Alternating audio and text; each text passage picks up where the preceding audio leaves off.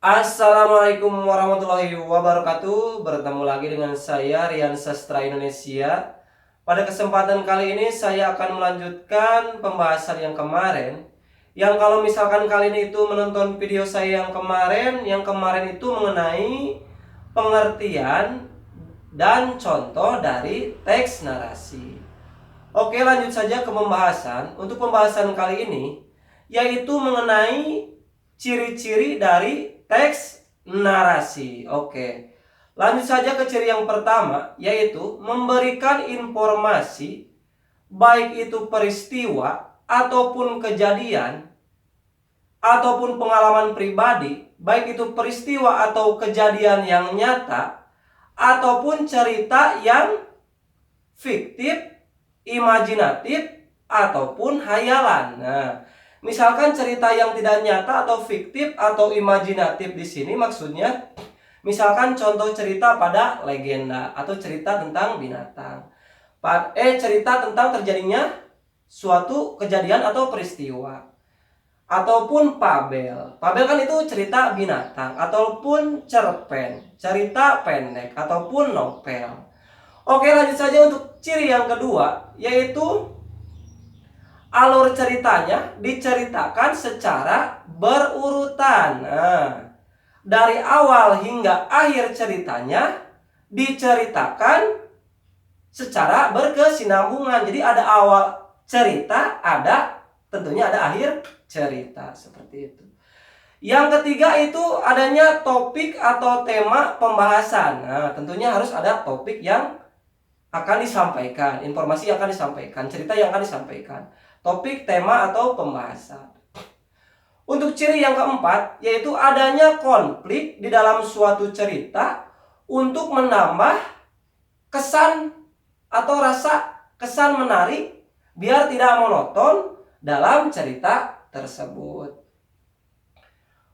Untuk yang kelima, yaitu ciri yang kelima, yaitu adanya nilai estetika atau unsur adanya nilai keindahan, unsur keindahan, adanya nilai estetika. Maksud nilai estetika di sini maksudnya yaitu misalkan pada cerita fabel ya, fabel itu binatang bisa berbicara, mempunyai sifat atau watak layaknya seorang manusia, bisa berbicara seperti itu, pintar, bodoh, pekerja keras misalkan hewan. Terus ataupun seorang pada cerita legenda, misalkan cerita legenda misteri Gunung Merapi misalkan. Jadi seolah-olah seorang manusianya itu bisa terbang, kan di luar nalar, di luar logika. Jadi ada unsur keindahan. Tidak mudah ditebas, mengeluarkan jurus atau tenaga dalam, bisa terbang ke luar angkasa manusia tanpa menggunakan alat. Misalkan contoh keindahannya seperti itu. Jadi ada unsur estetika atau keindahan. Untuk ciri yang terakhir atau yang keenam yaitu memiliki pesan atau amanat dari penulis untuk pembaca. Nah, pesan atau amanat di sini diharuskan pesan yang atau amanat yang positif atau yang baik. Nah, di dalam cerita tersebut untuk disampaikan kepada si pembaca, seperti itu.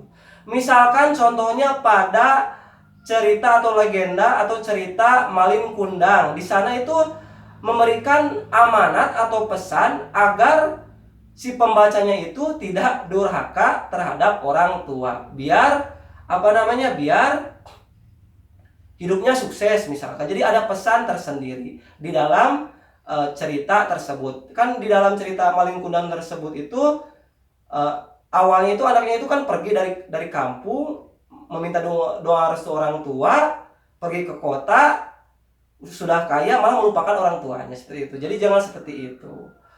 Oke, terima kasih telah menonton channel saya ini. Semoga bermanfaat. Jangan lupa like dan share. Jangan lupa subscribe channel saya ini untuk mendukung saya atau memotivasi saya untuk membuat konten-konten pembelajaran yang selanjutnya. Khususnya itu adalah pembelajaran kelas 7 SMP. Oke, untuk pembelajaran selanjutnya nanti saya akan cantumkan linknya di deskripsi di bawah. Terima kasih, saya akhiri. Wassalamualaikum warahmatullahi wabarakatuh.